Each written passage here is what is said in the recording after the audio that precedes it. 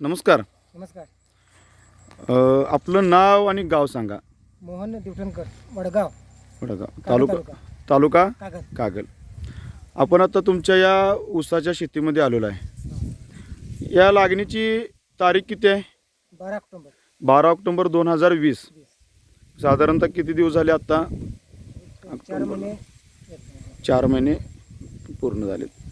आता तुम्ही आपले GP बायोफर्ट हरिक्रांती या संस्थेची टेक्नॉलॉजी वापरलेली आहे, हो.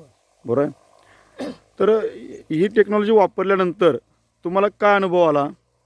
वापरल्यानंतर मला जरा इतर याच्याविषयी टेक्नॉलॉजी वापरल्यामुळे फरक चांगला जाणवला याच्यामध्ये.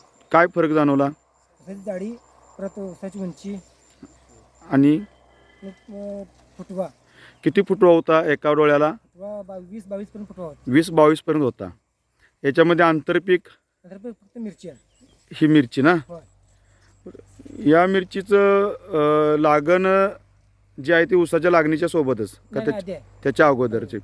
बरं, याच्यामध्ये या लागणीवरती तुम्ही GP बायोफर्ट कंपनीचं कोणती टेक्नॉलॉजी, कोणतं हे वापरलं तुम्ही औषध? बायो प्लस, ग्रो प्लस, हां नायट्रो हां आणि सील. याच्या किती फवारण्या घेतल्या? फक्त 2 फवारण्या केल्या. आळवणी नाही घेतली, आळवणी नाही घेतली. फक्त 2 फवारण्यामध्ये हा रिझल्ट आहे.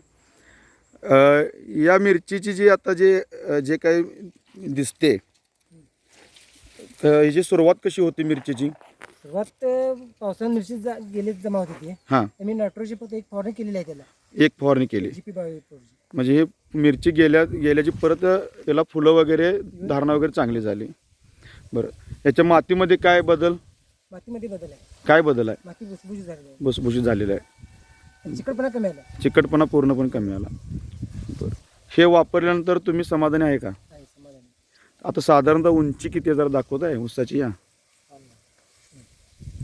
तुमच्या उंचीपेक्षा 6 ते 6.5 फूट उंची आहे ऊसाची. ठीक.